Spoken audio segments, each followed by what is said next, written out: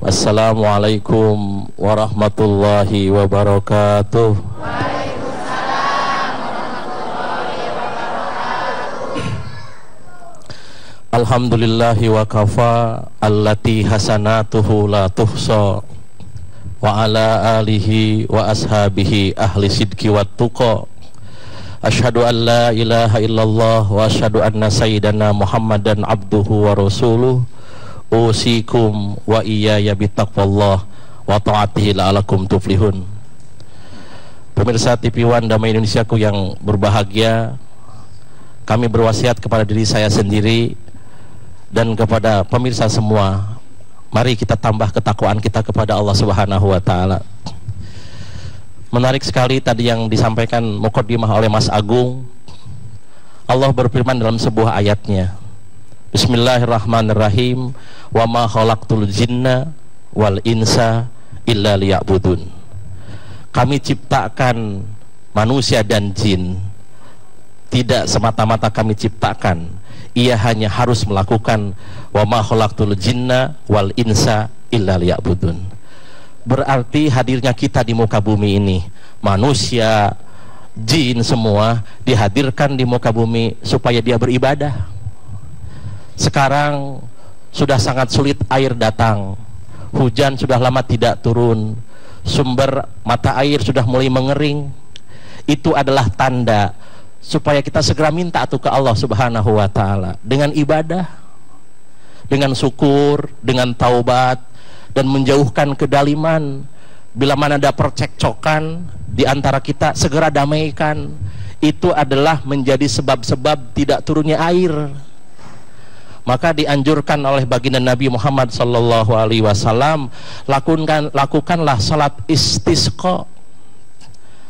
Dalam sebuah firman-Nya dalam surat Nuh ayat 10 menyampaikan, Istaghfiru rabbakum innahu kana ghaffara.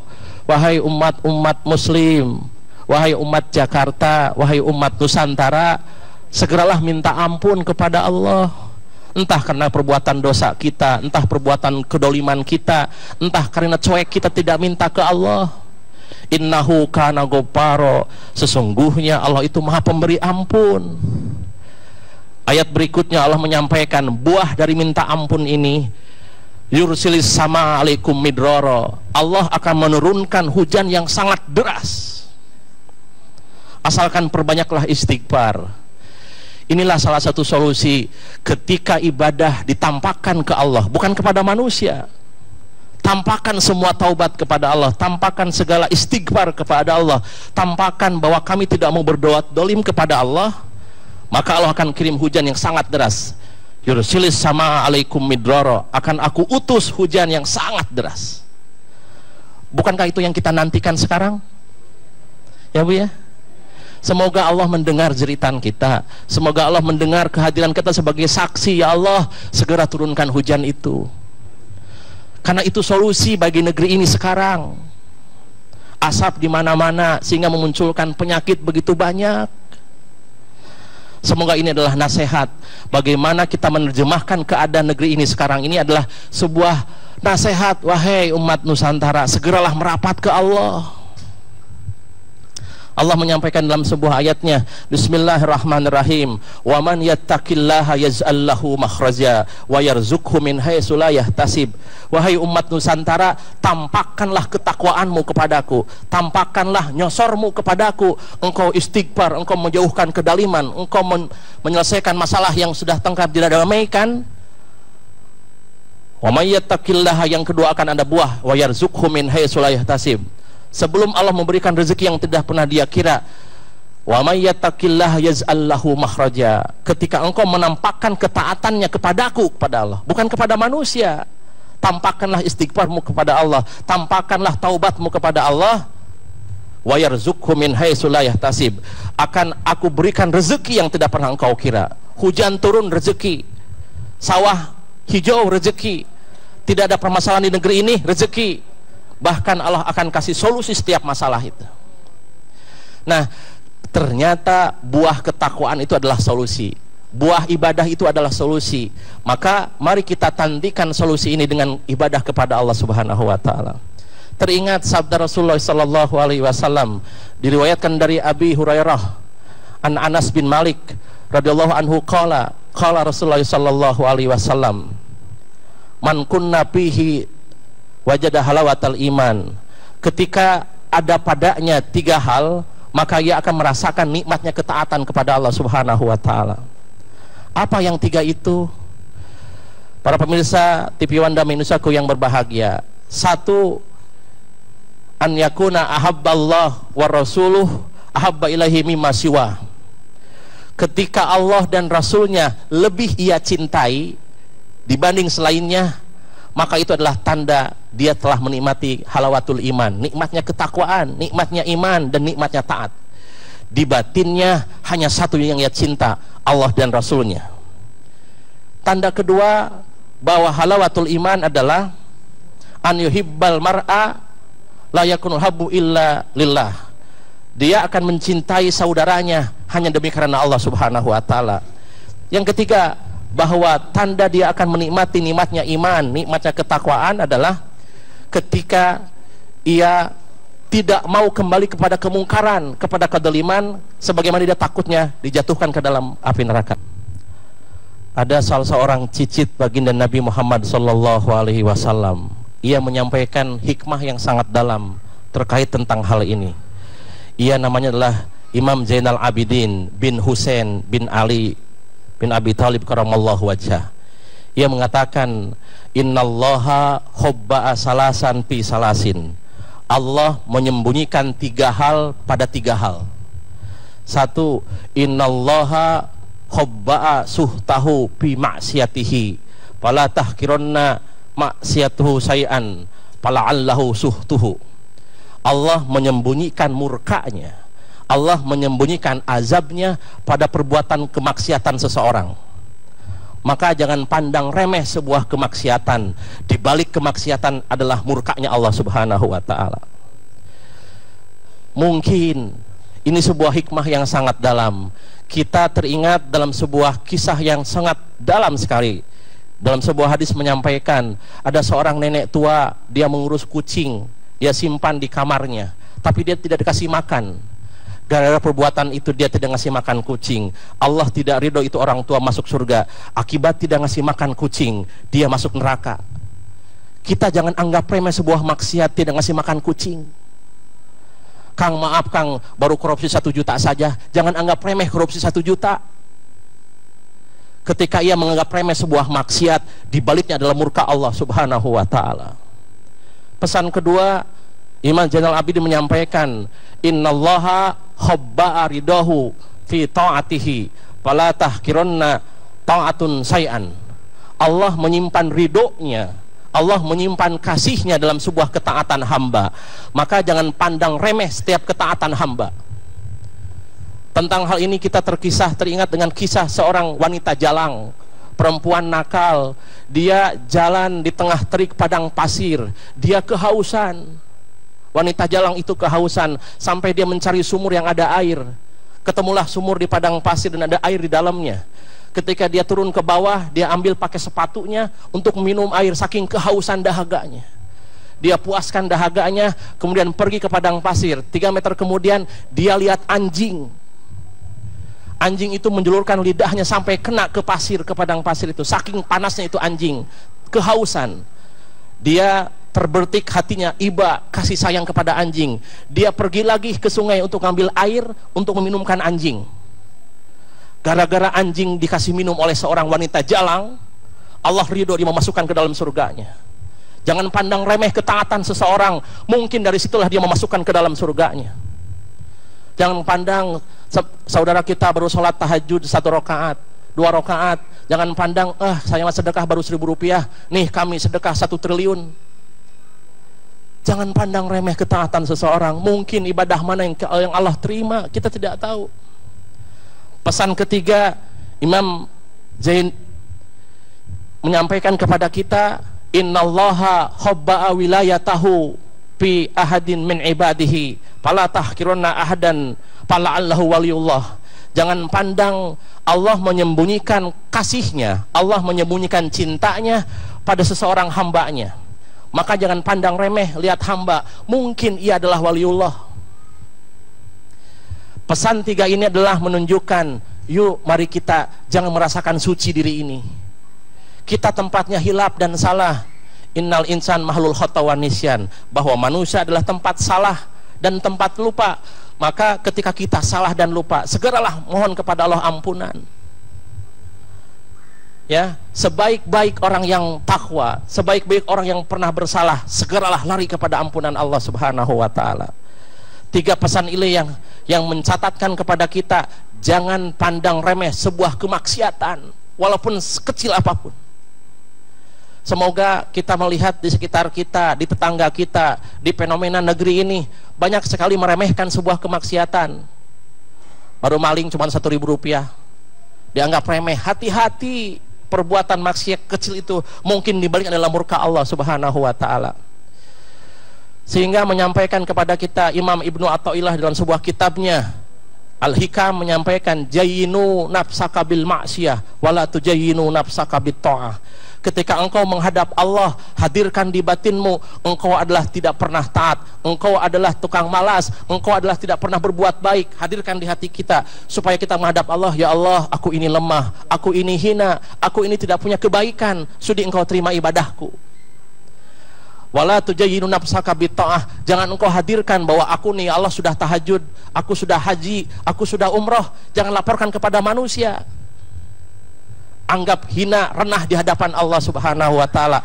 Tapi rasa itu jangan dihadapkan kepada manusia. Kalau kita merendahkan diri kepada manusia, Allah murka. Rendahkan dirilah kepada Allah semata. Kalau seperti itu, maka akan Allah limpahkan sebuah kebaikan kepada kita. Allah menyampaikan dalam sebuah ayatnya, innalladzina amanu wa amilus solihati sayaj'al lahumur rahmanu wudda. Jika engkau menampakkan keberimananmu dan engkau menampakkan amal solehmu, akan aku masukkan di dalam batinnya rasa belas kasih di batinnya.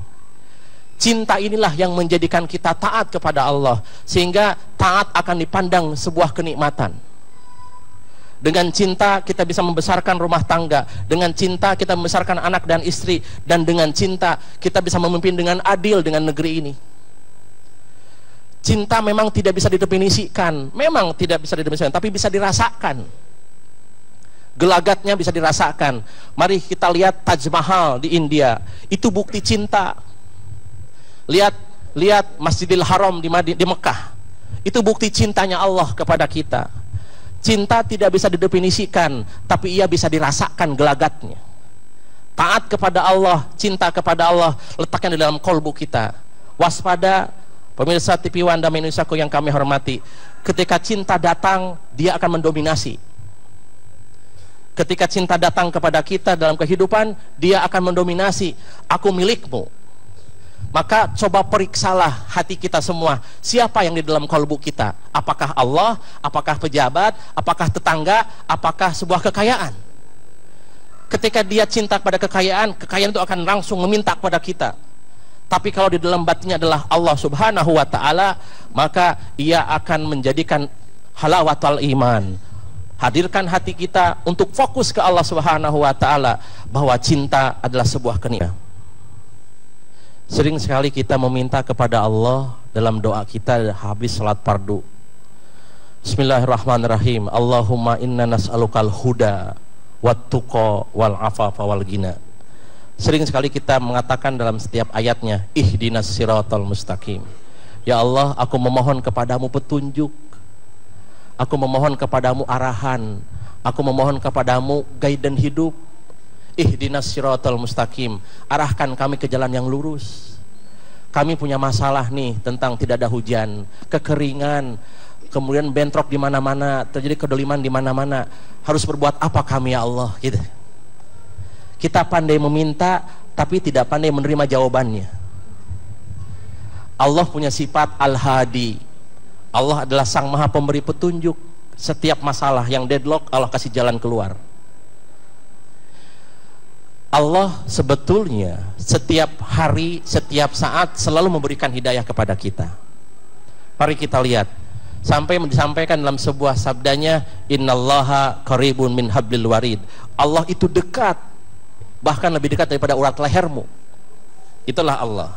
Nah, cuman bagaimana Allah menyampaikan hidayahnya kepada kita, petunjuknya? Pertama, sejak kita lahir, Allah sudah kasih arahan kepada kita berupa menangis. Bayi itu menangis, petunjuk Allah itu. Apakah ibu dan bapak ramai-ramai mengajarkan nangis kepada bayi? Tidak. Berarti bayi belajar nangis dari siapa? Allah ngasih. Buat apa itu nangis? Buat minta makan dan buat minta minum. Betul nggak? Coba bayi kehausan, dia bicara, "Mah, maaf aku haus." Nggak kan? Kalau bayi bicara, si mamahnya kaget. Betul nggak, Bu? Iya. Berarti menangis itu adalah petunjuk Allah. Contoh, ketika dia kehausan, gitu ya. Itu si mamahnya diam saja. Ternyata lagi main sosialita, lagi update status itu mamahnya. Dia nangis lagi, tidak didengerin dia. Tenang nak, ini belum selesai nak update status nih, lagi di Damai Indonesiaku nih, gitu kan? Gitu kan? Tapi terakhir kata bayi, apakah tangisan saya kurang inovasi nih? Sampai mama kok belum datang-datang di susunya, gitu kan? Sampai dia teriak, dia menangis, Bu. Ternyata dia minta susu lewat tangisannya. Itu adalah hidayah Allah, nangis itu. Kemudian ketika panas badannya, dia nangis terus. Kenapa anakku nih? Ketika diraba, oh anakku panas. Menangis adalah petunjuk Allah lewat bayi. Itu ihdinas siratal mustaqim. Tapi kita tidak ngeh dengan itu semua. Naik dewasa sedikit, Allah kasih panca indera. Bisa melihat, bisa mendengar, bisa melangkah, bisa meraba. Ketika dia melihat, "Mah, ini apa dingin?" "Oh mau nak, silahkan ambil." Dengan mata dia minum makanan. Berarti tidak pakai tangisan lagi, tapi pakai nakan dan melangkah. Ibu menjemput rezeki lewat melangkah. Jam 7 pagi keluar dari rumah, pulang jam 5 sore dapat gaji. Menjemput rezeki lewat karyanya, melangkah, berarti pakai panca indera. Dewasa sedikit ke atas, Allah kasih petunjuk lewat akal.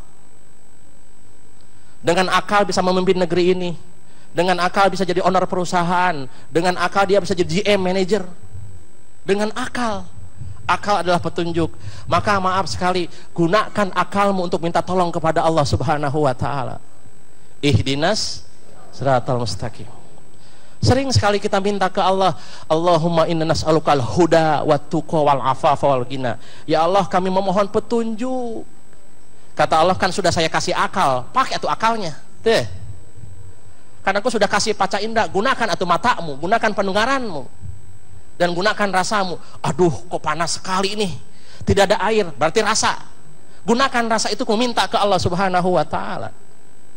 Dan petunjuk yang paling tinggi di atas akal, apa itu? Agama. Allah sebetulnya sudah ngasih berbagai petunjuk, tangisan, panca indera, akal. Di atas akal ada petunjuk yang paling tinggi, apa itu? Agama. Dengan agama ada masalah rumah tangga, tanya agama. Ada masalah anak nakal, tanya agama. Ada masalah tentang rezeki, tanya agama. Agama lewat Al-Quran akan menjawabnya. Namun punten Bu, Bapak sekalian, pemirsa Damai Indonesiaku yang kami hormati, yang perlu kita waspadai, kadang Allah ngasih petunjuk lewat peristiwa. Ini yang harus kita waspadai. Kadang berupa bencana, itu ada petunjuk Allah di baliknya. Kadang lewat musibah, itu ada petunjuk Allah lewat peristiwa itu. Hanya orang yang paham agama dan yang cerdas akalnya bisa menerjemahkan peristiwa itu. Contoh, ada cecak nempel di dinding kita di rumah. Kita duduk habis mandi, nyamuk tuh. Saya sudah mandi, kok ada nyamuk nih, gitu kan? Padahal tadi pakai parfum lagi, kok ada nyamuk di sini, gitu kan? Ada apa Allah? Maaf sekali, setiap peristiwa yang terjadi di muka bumi Nusantara ini tidak ada kebetulan. Pasti semua atas skenario Allah. Ini Allah maksudnya apa ya? Ada nyamuk di sini. Ternyata Allah sedang akan mempertontonkan kepada orang itu. Nyamuk tuh, dia ke atas. Oh, dia dekatin cecak. Diliatin cecak. Ketika dekat di matanya, cecak melangkah. Hat, diambil itu nyamuk. Oh, begitu cara jemput rezekinya. Ternyata di situ Allah sedang mempertontonkan kepada kita. Hei Kang Rashid, kalau rezeki itu bukan dicari tapi dijemput. bagaimana menerjemahkan peristiwa itu kepada kita sekali, bahwa bagaimana itu rezeki bukan dicari, rezeki itu dijemput. Maaf, cecak makhluk Allah bukan? Makhluk Allah. Apa makanan cecak? Nyamuk. Nyamuk datang ke situ, apakah cecak manggil apa Allah yang nganterin? Allah yang nganterin. Tapi punten, kalau cecak diam saja, saya sering menggunakan kalimat ndelohom gitu Bu ya. Diam saja, dia tidak gerak gitu ya, tidak mengeluarkan ludah, nggak dapat makan itu. Atau ibu di kamar terus nggak bisa makan kalau nggak ke dapur mah. Allah menyampaikan dalam sebuah ayat, wa ma min dabbatin fil ardi illa 'alallahi rizquha. Semua makhluk yang melata di muka bumi, kalau dia melangkah, kalau dia bergerak, pasti dikasih rezeki. Cecak, asalkan dia melangkahkan kakinya, menjulurkan lidahnya, dia menjemput rezeki dengan cecak itu. Itulah nasihat lewat peristiwa. Semoga peristiwa yang terjadi di Indonesia ini, yang panas begini, ini ada pesan Allah untuk negeri